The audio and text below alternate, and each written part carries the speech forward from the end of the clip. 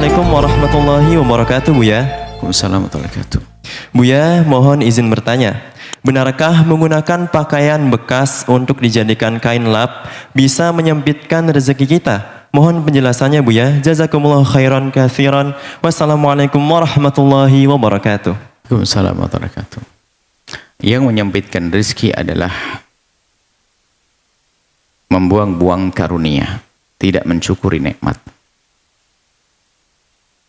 Baju masih layak dibikin pel, dibikin lap, sementara tetangga memerlukannya.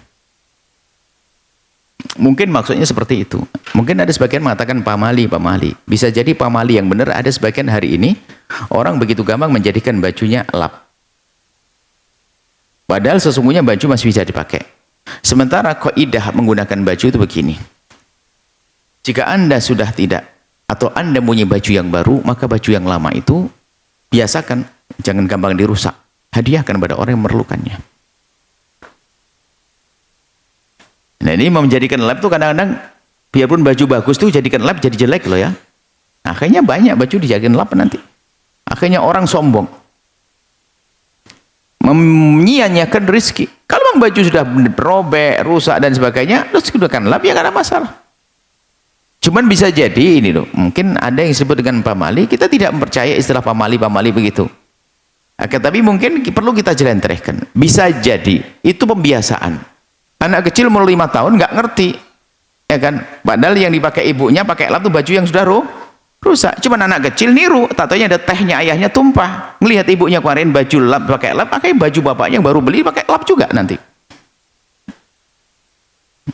Nah, bisa jadi nanti dibentuklah, kalau memang sudah tidak dipakai, dibentuk menjadi keset, dirancang. Intinya bukan masalah itu. Kalau baju sudah nggak bisa dipakai, ya tentu daripada dibuang bisa dipakai untuk yang lainnya, untuk ngelap dan sebagainya. Dan dia menjadikan fakir. Kalau memang sudah benar-benar itu baju yang tidak bisa dipakai, justru itu memanfaatkan. Selagi masih bisa dipakai lap, pakailah lap. Pakailah lap. Yang tidak boleh adalah Anda menyia-nyiakan. Termasuk kami ingatkan para santri dan lain sebagainya. Ibunya saja kalau pakai baju robek dijahit, tapi anak di pondok kadang lihat temennya biasa baju keleleran, itu menjadi dibiarkan. Itu lihat. Harapannya adalah harapannya tidak baik. Karena apa? Dia menyia-nyiakan rezeki.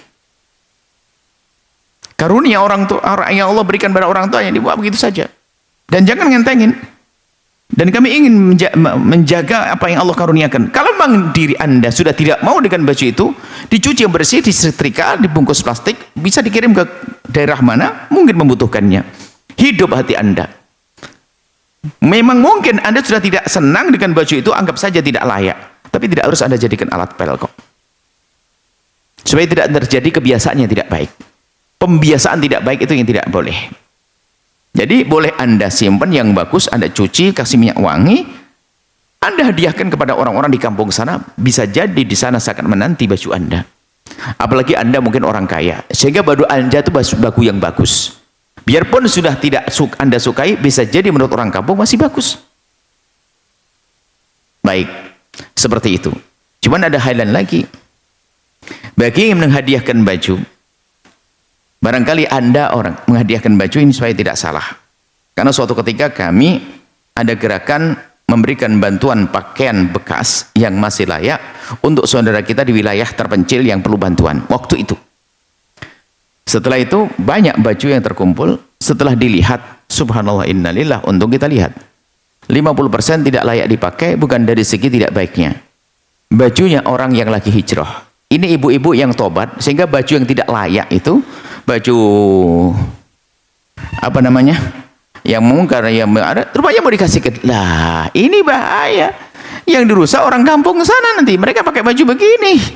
Jadi kalau nah ini baru baju Anda wahai wanita, kebalikannya yang tidak menutup aurat, selagi tidak layak, maksudnya kalau baju yang tidak menutup aurat dipakai di kamar sama suami kan layak.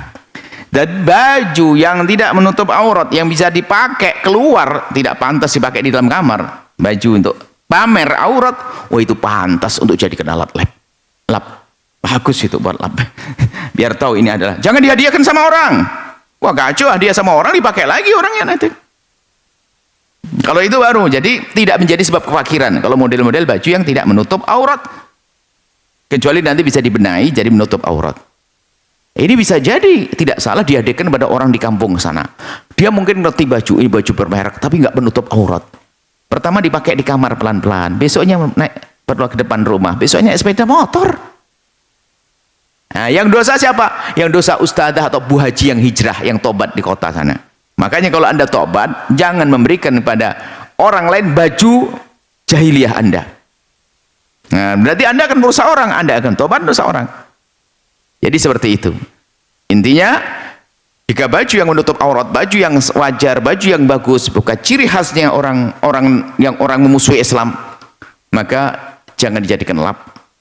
Lebih baik anda bungkus dan anda hadiahkan. Tapi kalau baju yang menunjukkan syiarnya orang yang tidak beriman, baju yang syiarnya orang memusuhi Islam, ya nggak perlu dihadiahkan untuk dipakai sama orang, membesarkan syiar mereka juga. Akan tapi boleh anda gunakan lap. Atau tadi baju yang tidak menutup aurat, yang kalau anda bagikan ke orang lain malah menjadi orang lain rusak, maka boleh. Pakai keset juga boleh. Kenapa? Sebab dipakai sudah nggak layak lagi. Lalu untuk apa? Ya tidak ada yang tepat kecuali untuk seperti itu, keset, untuk lap dan sebagainya. Tapi di saat anda menggunakan itu semuanya, lebih baik dirubah dulu bentuknya supaya tidak ditiru oleh anak-anak anda, sehingga anak anda mengerti kalau baju tidak baik langsung dipakai lap. Itu yang kacau. Sehingga nanti di kampusnya, di kuliahnya sana, di kos-kosannya, baju masih bagus, langsung dijadikan lap, pel, segala macam, Masya Allah. Akhirnya menyia-nyiakan rizki. Nah, baru itu menjadi sebab kurangnya rizki, sempitnya rizki, karena anda tidak hemat, anda tidak peduli dengan karunia Allah. Wallahu a'lam bishawab.